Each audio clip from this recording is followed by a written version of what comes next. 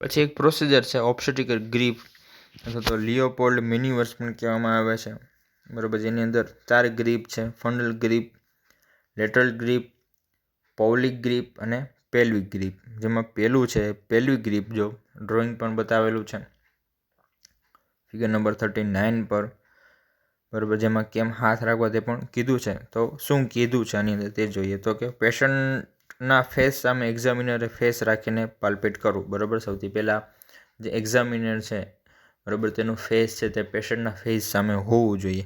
પાલ્પેશન face રાખીને પાલ્પેશન કરવું, બંને હાથ ફ્લેટ મૂકીને ફંડસમાં ફિટસનો કયો પોલ છે તે જોવું, બરાબર. ફંડસમાં એટલે સૌથી ઉપરના ભાગમાં બેબીનો ફિટસનો કયો ભાગ છે તે જોવામાં આવે છે, બરાબર છે. જો સૌથી પહેલાં સૌથી ઉપર હાથ રાખવાનું કીધું હોય છે અને જ્યાં પાલ્પેટ કરવાનો હોય છે અને જોવાનું હોય છે કે ત્યાં ફિટસનો કયો ભાગ છે તે પ્રેઝન્ટ છે, બરાબર. જેની સંભાવના કીધી છે. જો પેલું છે સામેના પેજ ઉપર એ,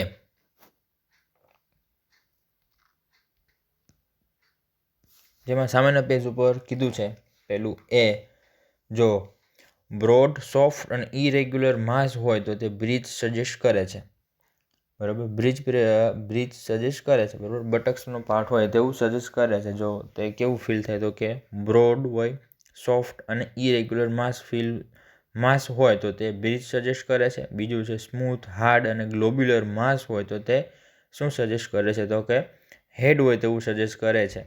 ટ્રાન્સવર્સ લાઈનમાં ફિટસનો એક પણ પોલ પાલ્પેટ થતો નથી, બરાબર. ફંડલ ગ્રીપની અંદર ખબર પડે કે આપણે યુટ્રસનો ફંડસ ભાગ છે તે ચેક કરવાનો હોય છે. ફંડસ પાર્ટની અંદર ફિટસનો કયો ભાગ છે તે રહેલો છે તેના ઉપરથી આપણે ખબર પડે કે પ્રેઝન્ટેશન છે તે ક્યુ હશે, બરાબર. જો ફંડસની અંદર જો આપણે બ્રિજ સજેસ્ટ થાય, બરાબર, બ્રિજ સજેસ્ટ થાય તો આપણે ખબર પડે કે હેડ કઈ સાઈડ હોય તો કે હેડ ક્યાં હોય તો કે હેડ નીચેની બાજુ હોય. જો ફંડસમાં હેડ સજેસ્ટ થાય તો નીચેની બાજુ કયો ભાગ હોય તો કે બટક્સવાળો ભાગ હોય, બરાબર. અને જો બેબી છે તે ટ્રાન્સવર્સ આડું હોય તો ફિટસનો એક પણ પોલ પાલ્પેટ થતો નથી. જો બેબી છે તે યુટ્રસની અંદર આડું હોય તો ફંડસની અંદર કાંઈ ફીલ થવાનું જ નથી, સમજાણું, બરાબર. આ ફંડલ ગ્રીપની અંદર આટલી વસ્તુ હોય છે. પછી લેટરલ અથવા અમ્બલિકલ ગ્રીપ, જે સાઈડમાં હાથ રાખી, બંને હાથ છે તે સાઈડમાં રાખીને પાલ્પેટ કરવાનું હોય છે. તેની અંદર પેશન્ટના ફેસ બાજુ ફેસ રાખીને પાલ્પેશન કરવું. હેન્ડ્સ અમ્બલિકલની બંને બાજુ સીધા મૂકીને વારાફરતી એક સાઈડ પાલ્પેટ કરવી, બરાબર. એક સાઈડ છે પાલ્પેટ કરવી. તેમાં ફિટસને બેક લિમ્સ અને એન્ટિરિયર શોલ્ડર પાલ્પેટ કરવા. બેકમાં સ્મૂથ કર્વ અથવા તો રેઝિસ્ટન્સ ફીલ થાય છે. લિમ્સ સાઈડમાં સ્મોલ ઇરેગ્યુલર પાર્ટ્સ ફીલ થાય છે. એન્ટિરિયર શોલ્ડર ફિટસના હેડની ઉપર એટલે કે યુટ્રસના લોઅર પાર્ટમાં ફીલ થાય છે. તે મિડલાઇનની નજીક અથવા તેનાથી દૂર હોય છે, બરાબર. આમાં શું જોવામાં આવે છે તો કે ફરીથી કહી દઉં, સેકન્ડ લાઇનમાં પાલ્પેટ કરવામાં શું ખબર પડે છે તો કે ફિટસને બેક લિમ્સ અને એન્ટિરિયર શોલ્ડર પાલ્પેટ કરવું, બરાબર. બેક છે લિમ્સ, બરાબર, હાથ પગ છે, અને એન્ટિરિયર શોલ્ડર છે તે પાલ્પેટ કરવું. બેકમાં સ્મૂથ કર્વ તથા રેઝિસ્ટન્સ ફીલ થાય છે, બરાબર. જો રાઈટ સાઈડ બેક હોય તો તે સાઈડમાં રાઈટ સાઈડ તમારા રાઈટ સાઈડની અંદર, મતલબ કે રાઈટ હેન્ડની અંદર સ્મૂથ કર્વ અથવા તો રેઝિસ્ટન્સ ફીલ થાય તો તે બેક હોય છે. જે સાઈડ લિમ્સ હોય, લેફ્ટ સાઈડ જો લિમ્બ હોય તો લેફ્ટ સાઈડની અંદર સ્મોલ ઇરેગ્યુલર પાર્ટ્સ ફીલ થાય છે. જો હાથ પગ હોય, ગોઠણ હોય, કોણી હોય, બરાબર, તો તે ઇરેગ્યુલર પાર્ટ હોય છે તે ફીલ થાય છે. તો એ સાઈડ શું હોય તો કે બેબીના લિમ્સ હોય છે, બરાબર. આપણે એક સાઈડ ખબર પડી કે એક સાઈડ તો બેક છે તો આ તેની સામેની બાજુ શું હોવાનું છે, લિમ્સ હોવાના છે.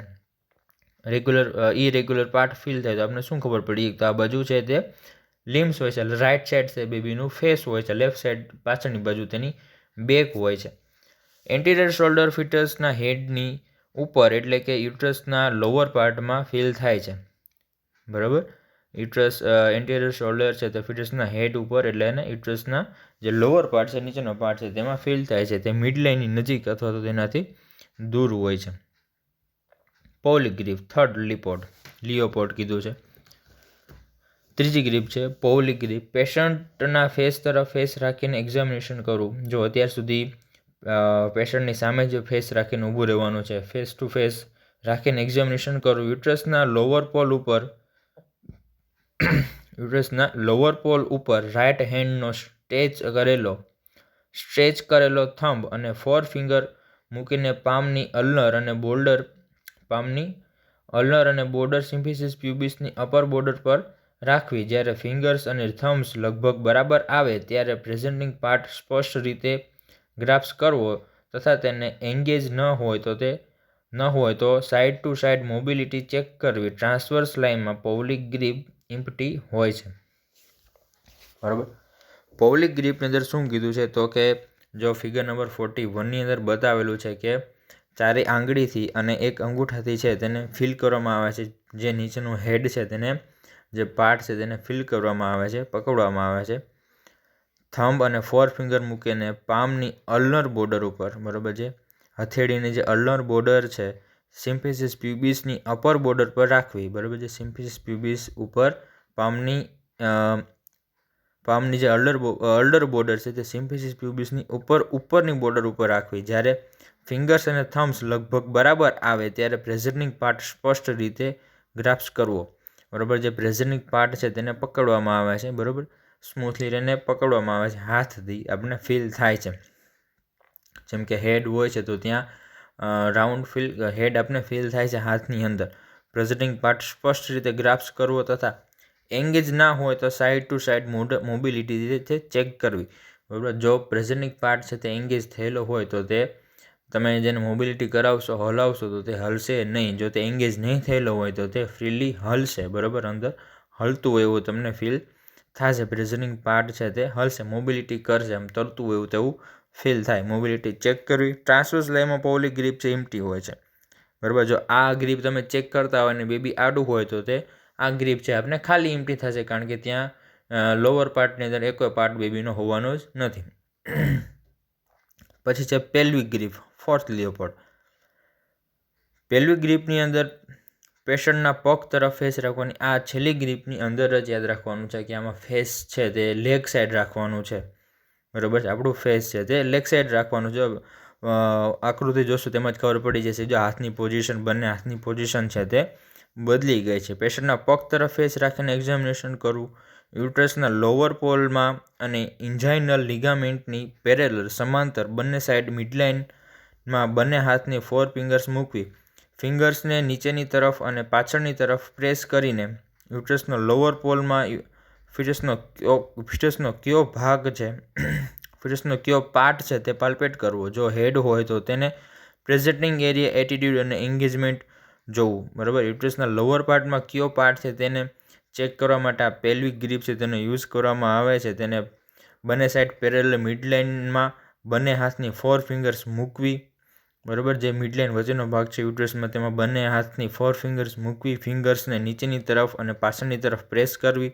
બરાબર, જે બંને હાથની ફિંગર્સ છે તેને નીચેની તરફ અને પાછળની તરફ પ્રેસ કરવી, જેથી યુટ્રસનો લોઅર પોલ છે, ફિટસનો કયો પાર્ટ છે લોઅર પોલની અંદર ફિટસનો કયો પાર્ટ છે તે ખબર પડે, પાલ્પેટ કરવો. જો હેડ હોય તો તેને પ્રેઝન્ટિંગ એરિયા, એટીટ્યુડ અને એન્ગેજમેન્ટ છે તેનું જોવું.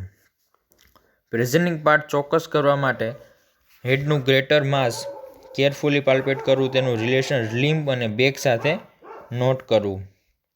સિન્સિપુડ અને ઓક્સિપુડની પોઝિશન દ્વારા એટીટ્યુડ નક્કી કરવું. બરાબર, સિન્સિપડ અને ઓક્સિપુડ હેડની પોઝિશન દ્વારા તેનું એટીટ્યુડ છે તે ચેક કરવામાં આવે છે.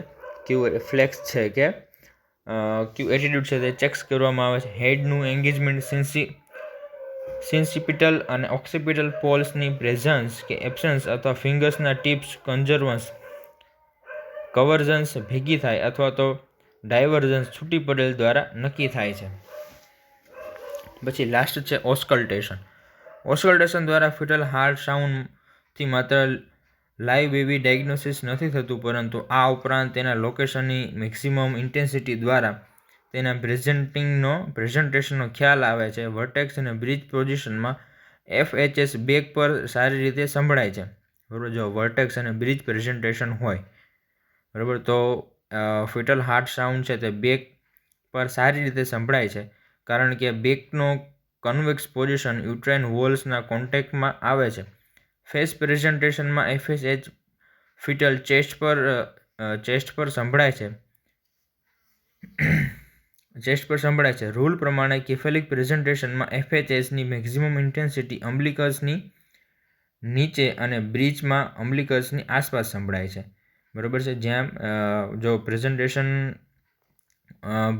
વર્ટેક્સ અને બ્રિજ પ્રેઝન્ટેશન હોય તો FHH છે તે બેક પર છે તે સારી રીતે સંભળાઈ શકે છે. એટલે FHH પણ બતાવે છે કે ફિટસનું લોકેશન કેટલું છે, તેની મેક્સિમમ ઇન્ટેન્સિટી છે તે બતાવે છે, ઓસ્કલ્ટેશન. એના પછી છે વજાઇનલ એક્ઝામિનેશન. જ્યારે પેશન્ટ ફર્સ્ટ ટાઈમ 12th વીકની પહેલાં એન્ટીનેટલ ક્લિનિક એટેન્ડ કરે ત્યારે કરવામાં આવે છે. પહેલું છે પ્રેગ્નન્સીનું નિદાન થાય છે. સેકન્ડ, એમનોરિયાના પીરિયડ સાથે યુટ્રસની સાઇઝ, કઈ પેલ્વિક પેથોલોજી હોય તો તેનો ખ્યાલ આવે છે. જો પહેલાંની હિસ્ટ્રી એબોર્શનની હોય અથવા પ્રેઝન્ટ પ્રેગ્નન્સીમાં ઓકેઝનલ બ્લીડિંગ હોય તો વજાઇનલ એક્ઝામિનેશન ઓમિટ કરીને અલ્ટ્રાસાઉન્ડ એક્ઝામિનેશન કરવામાં આવે છે. બરાબર.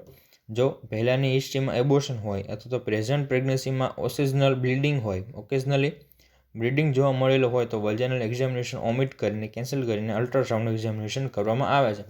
Steps of vaginal examination. Vaginal examination antenatal ક્લિનિકમાં કરવામાં આવે છે. પેશન્ટને એક્ઝામિનેશન પહેલાં બ્લેડર એમ્પ્ટી કરાવવા કહેવું. પેશન્ટને ડોર્સલ પોઝિશન આપીને થાઈ ફ્લેક્સ કરવા તેની સાથે બટક્સ ટેબલના ફૂટ એન્ડ પર રાખવા. બરાબર છે. પોઝિશનનું કીધું છે કે ડોર્સલ પોઝિશન આપીને થાઈને ફ્લેક્સ કરવા તેની સાથે બટક્સ ટેબલના ફૂટ એન્ડ પર રાખવા. બરાબર. ટેબલના એન્ડ પર બટક્સ રાખવામાં આવે છે. સાબુથી હેન્ડ વોશ કરીને એક્ઝામિનેશન. હેન્ડ ઉપર ગ્લોવ્સ પહેરવા. મોટાભાગે રાઇટ હેન્ડ હોય છે. ઇન્સ્પેક્શન. લેબિયા, થંબ અને ઇન્ડેક્સ ફિંગર વડે સેપરેટ કરીને વજાઇનલ ડિસ્ચાર્જ, સાઇટોસિલ, રેક્ટોસિલ કે યુટ્રાઇન પ્રોલેપ્સ હોય તો તે જોવું. સ્પેક્યુલમ એક્ઝામિનેશન. વજાઇનલ સ્પેક્યુલમ એક્ઝામિનેશન કીધું છે કે સ્પેક્યુલમ એક્ઝામિનેશન બાયમેન્યુઅલ એક્ઝામિનેશન પહેલાં કરવી તથા બાયવાલ્વ સ્પેક્યુલમ યુઝ કરીને સર્વાઇકલ સ્મિયર અને વજાઇનલ સ્વોબ લેવું. બાયમેન્યુઅલ એક્ઝામિનેશન. લેફ્ટ હેન્ડ દ્વારા લેબિયાને સેપરેટ કરીને રાઇટ હેન્ડની 2 ફિંગર્સ, ઇન્ડેક્સ ફિંગર અને મિડલ ફિંગર વજાઇનામાં ઇન્ટ્રોડ્યુસ કરવી. લેફ્ટ હેન્ડથી સુપ્રાપ્યુબિકલી રાખવો. ધીમેથી સિસ્ટમેટિક એક્ઝામિનેશન કરી નીચે પ્રમાણે નોંધ કરવી. Cervix. Consistency, direction, pathology. Consistency, direction અને પેથોલોજી. યુટ્રસની સાઇઝ, શેપ, પોઝિશન અને કન્સિસ્ટન્સી. એડિનેક્સ. કોઈ માસ ફેલ્ટ થાય તો તે નોટ કરવું. બરાબર. બીજી પર વજાઇનલ એક્ઝામિનેશન પીવી કરવાની હોય ત્યારે પ્રોસિજર કીધી છે, એક્ઝામિનેશન કીધું છે કઈ રીતે કરવું. એના પછી છે રૂટીન ઇન્વેસ્ટિગેશન. બ્લડની અંદર haemorrhage, haematocrit, ABO, RH grouping, VDRL તથા સિલેક્ટેડ કેસમાં બ્લડ ગ્લુકોઝ અને એન્ટીબોડી સ્ક્રીનિંગ છે તે કરાવવું. યુરિનની અંદર પ્રોટીન, સુગર અને pus cells. Cervical cytology Papanicolaou stain દ્વારા કરવામાં આવે છે. પછી છે repetition of the investigation. Haemoglobin repeat 28th week અને 36th વીકે કરવું. યુરિન, સુગર અને પ્રોટીન માટે દર એન્ટીનેટલ વિઝિટમાં ચેક કરવું. સ્પેશિયલ ઇન્વેસ્ટિગેશનની અંદર કન્જેનાઇટલ માલફોર્મેશન, ક્રોમોઝોમલ એબનોર્માલિટીઝ, ફર્સ્ટ ટ્રાઇમેસ્ટર સ્પોન્ટેનિયસ એબોર્શન અને સ્ટીલ બર્થ ઇન્ફન્ટ વગેરેનું કારણ શોધવા તથા લેટ પ્રેગ્નન્સીમાં ફિટલ ડેથ અને બિનજરૂરી સારવાર અટકાવવા. ક્લિનિકલ ઇવેલ્યુએશન સાથે બાયોકેમિકલ અને બાયોફિઝિકલ મેથડનું નિદાન માટે ઉપયોગ થાય છે. બરાબર. આ સ્પેશિયલ ઇન્વેસ્ટિગેશન કીધા છે કે જો કોઈ કન્જેનિટલ માલફોર્મેશન હોય, ક્રોમોઝોમલ એબનોર્માલિટીઝ હોય, ફર્સ્ટ ટ્રાઇમેસ્ટર સ્પોન્ટેનિયસ એબોર્શન હોય, સ્ટીલ બર્થ ઇન્ફન્ટ હોય, મતલબ કે ઇન્ફન્ટનું ડેથ થઈ ગયેલું હોય વગેરેનું કારણ શોધો તથા લેટ પ્રેગ્નન્સીમાં ફિટલ ડેથ અને બિનજરૂરી સારવાર અટકાવવા ક્લિનિકલ ઇવેલ્યુએશન સાથે બાયોકેમિકલ અને બાયોફિઝિકલ મેથડનું નિદાન માટે ઉપયોગ થાય છે. પછી ફર્સ્ટ છે serological test for rubella, hepatitis B and HIV with consent.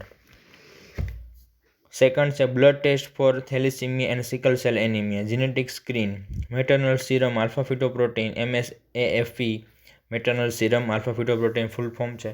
Triple test at 15 થી 18 વીક્સ, અલ્ટ્રાસાઉન્ડ એક્ઝામિનેશન આગળ પણ આવી ગયું છે આ બધું. Biophysical method first ટ્રાઇમેસ્ટરમાં trans abdominal અથવા તો ટ્રાન્સ વજાઇનલ કરવામાં આવે છે અલ્ટ્રાસાઉન્ડ. તેનાથી અર્લી પ્રેગ્નન્સી, એક્યુરેટ ડેટ, ફિટસની સંખ્યા, ગ્રોસ ફિટલ એનોમલીઝ મતલબ કે ખોટખાપણ, યુટ્રાઇન પેથોલોજીનો ખ્યાલ આવે છે. BPT biparietal diameter, abdominal circumference, AC, HC head circumference, FL femur length અને amniotic fluid volume. Serial measurement વડે IUGRનું નિદાન કરવામાં આવે છે. બરાબર. જો કોઈ પ્રેગ્નન્ટ લેડી હોય અને જો એનો અલ્ટ્રાસાઉન્ડનો રિપોર્ટ તમે જોશો તો એની અંદર એટલી વસ્તુ છે તેના મેઝર્સ હોય છે તે લખેલા હોય છે. BPD હોય છે, તેનો મતલબ કે બાયપેરાઇટલ ડાયામીટર છે, AC છે, HC છે, FL છે. બરાબર. આ બધા નોર્મ્સ જે આ બધા નોર્મ્સ છે તેની અંદર લખેલા હોય છે. અલ્ટ્રાસાઉન્ડ એક્ઝામિનેશનની અંદર સોનોગ્રાફીનો રિપોર્ટ તમે જોવો તો આ બધી વસ્તુ છે તેની અંદર આવશે મેન્શન કરેલી. બરાબર. હવે એના પછી અર્લી પ્રેગ્નન્સી બાયોકેમિકલ છે એને આપણે નેક્સ્ટ વિડીયોની અંદર ડિસ્કસ કરશું.